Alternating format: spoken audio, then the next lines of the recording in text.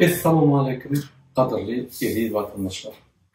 Benim şu video çıkışında size bizim şugunki geçirin aksamı vardı gürletmeli. Şugun iyiden 3 saat damda 3 saat Türkmenistan vakti boyunca bir erkin keptirini Türkmenistan'a koyuyorduk. Bizim hatımızda yankı Türkmenistan vatandaşlarımıza şu kepterini koy veriyor ve şu kepteri adatlık kepteri size adatlık ışıklarını koy koyuyor deyip fikir ettik. Bu aksan izah maksadı ne mi? Şu bizim vatandaşlarının konstitusiya kanunlarına önümünü yokarlandırmak için. Sebebi siz Türkmenistan'da dine prezidentler ondan da aşağı konstitusiya var. Konstitusiya onun aşağında prezident ve beylik meclis yedi beylik idareleri var. Konstitusiya o Türkmenistan'ın esası kanunları. Konstitusiyanın yukarısında olsa halk. Türkmen halkı konstitusiyanın üstünlüğü doğru her vakit. Şunun için sizin arasında açık kanunumuz var. Yığınanmağına, alışmağına, sözleşmeyene ve adatlık var da havalaşmağına, aramada. Şu aksamı üstünlük geçtiği benim içindeki aktivitelerine gün her tarafta hava verip dururlar. İnşallah doğru havalar gelip oturmadan size neticeler verir. Bizim nesilmede yaşlar 18'den 30 yaşa çıktı. Onlar gayrat edin. Şu bizim iyi veren yankı hat size iyi veren hatımı değil adamın aratına yaratmanı devam edin. Şu devam edenimizde birden siz saklansanız ya da birden bir yer saklaydı ya polisiya deydi yankı hemen beşlik deydi halkın aratına orada tarpiyeli diye saklaydılar yani konstitusiyanın esasına bu düşündürüm. Konstitusiyanın 2. bölümü 18. 22. 26. 50. maddelere göre sizin söz ve hareket adatlığınız var. Şu hareket ve söz adatlığının garanti prezident, Türkmenistan prezidenti. Şoları aydın gönül. Türkmenistan prezidenti Karamuli onu size koruman aytip tersine üstüne emin beşlik oluyor. Takviye ederler. Şunun için şu vakt sizden haiz yaşa korkman siz hareketin en birinci linyasında durursanız siz yavaş adamlara kömek edip şu konstitusiyanın haklarını düşündürüp adamlar bilen birleşmeseniz görgüler hem vatandaşlar hem de halktan korku atıyor. İnni üstünde polisiya ya emin beşlik ya tarpiyada gelen yardımını ne etmeli? Biz size maslahat veriyor. Kanun esasında. Bizim hem akçalarımızı kanun yalanını geçiriyordu sizden haiş ediyor. Ne etmeli? Ömürtü yaşlar bir yerine bilen gürleşin dostlarınız bilen başka tanıyan adamı bilen gürleşin şeyde bir yerinizden gelenini yap tutunma beylik adam gördü gönül elinizden koltuğunuzdan yapıştığına boy vermedin. 2 olup düşündürmüş ona. Bir ediyen işlemler konstitusiyanın kanun esasında hareketlerine.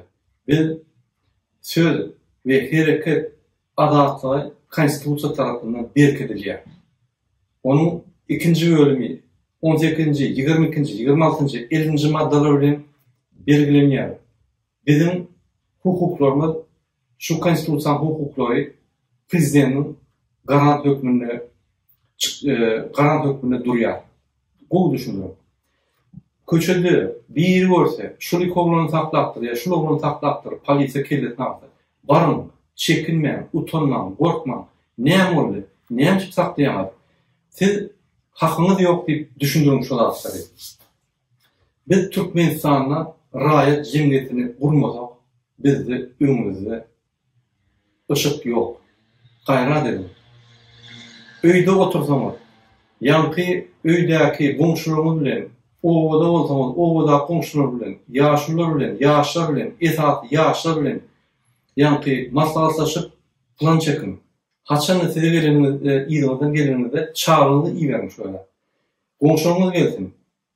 Kömek etsin, elinizden tutup, birini elinizden tutup durun şöyle, düşündürün. Olaryň size garşy güç ulanmana hakları yoktur. Özüňiň konstitusiýana maňlaýyny goýup şonu. Ýaş olanlar, 18-30 ýaşdan çelme olanlar, biziň iýeren yankı konstitusiýanyň maddalaryny görkezýän hatymyzy şu başarmysyňyz hemme ýere goýun. Awtobusyň içine ýermeň, awtobusy astanowkalara ýermeň, gaplara ýermeň, maşinymyza ýermeň, şu ýermek bilen ýerine de ýermeň. Biz şuny kanun esasyna ýazdyk. Şol haty ya şol yankı obýewleniýany şol informasiýany üçin sizi saklamana adamın hakkı yoktur. Onu konstitusiyon tarafından korunmuyor. Onun garanti prezident. Şunun için sizden haýyş özüňiz gorar ýaly, ýa-da goňşular bilen dostlar bilen gürleşinde bir-birini saklaýsa, köçede bolsun, bazarda bolsun, bir melise ýa beýlik gelýär. Torpedalar, hemen beşlikler ýa-da beýleki polisiýa üçin bir elini saklamak, goýbermäň şol adamy akider ýaly. Üçin hemmäler. Goýberseňiz polisiýa merkezine baryp aýdyn, şol adamy siz goýbermeli, hakyňyz ýok diýip. Onu orak gulak atarlar. Adamlar gazyp başlasa gulak atarlar.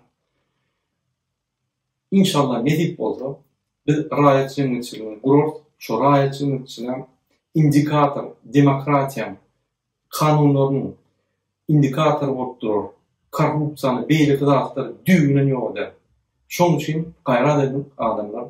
Häzir uruşyň edil birinji liniýasynda siz, onda da ýaş olanlar, hemme watan, halk sizi seredýär. İnşallah sizin gahrmançylygyňyz ýeterlik bolup, şu zatlar geçmeli. Biz umid edýär. Ondan başga bizim aktivistlerimiz size kömek eder. Olar ýerine ýa. Bize habar berdi, işläp berdiler, size kömek ederler. Ýöne halk bilen şunu almadan bolmuyor. Taňaýardan sağ bolun.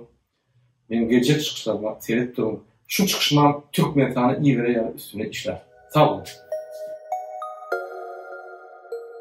Türkmenim. Ceyhun bahri deňizi hadar arasy. Çöl üstünden öser. Ýeli Türkmenim. Gülgün sosy gara gözüm garasy, gara dağdan ýener fiili Türkmenim. Hak fiilemiş. Bardır onun saýasy.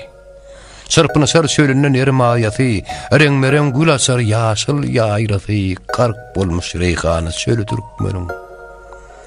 Al ýaşyly bürep çykar perisi. Kükreyip bar kurur anmaryň ýyfy, begtöre ak sakkal ýurduň ýesi kuren tutar gözelili Türkmenim. Ol merdiň ogludur, mertdir pederi. Göröwli gardaşy serhoşdur seri, dağda düzde gowsa saýatlar diri ala bilmez. Ýollar togry Türkmenim. Gögünler, yürekler bir bolup başlar. Tarsa ýygyn erer topraklar, daşlar, bir sofrada taýýar kılynsa aşlar göteriler, olup bar Türkmenim. Gögün howalanar ata çykanna. Dağlar lagly döner gyýa bakanna, bal getirer joşup derýa akanna, bent tutturmaz gelse siri Türkmenim. Gapyl galmaz, döwüşüne har bolmaz, gargaşa ne zora giriftar bolmaz, bilbilden aýrylyp solup har almaz, daim anmar saçar gülü Türkmenim. Tireler kardeşler uru yarıdır. Akballar ters gelmez, hakyň nurudur. Mertler ataçykda töweştarıdır. Alamana ýörer ýoly Türkmenim. Serhoş bolup çykar, jiger daglanmaz.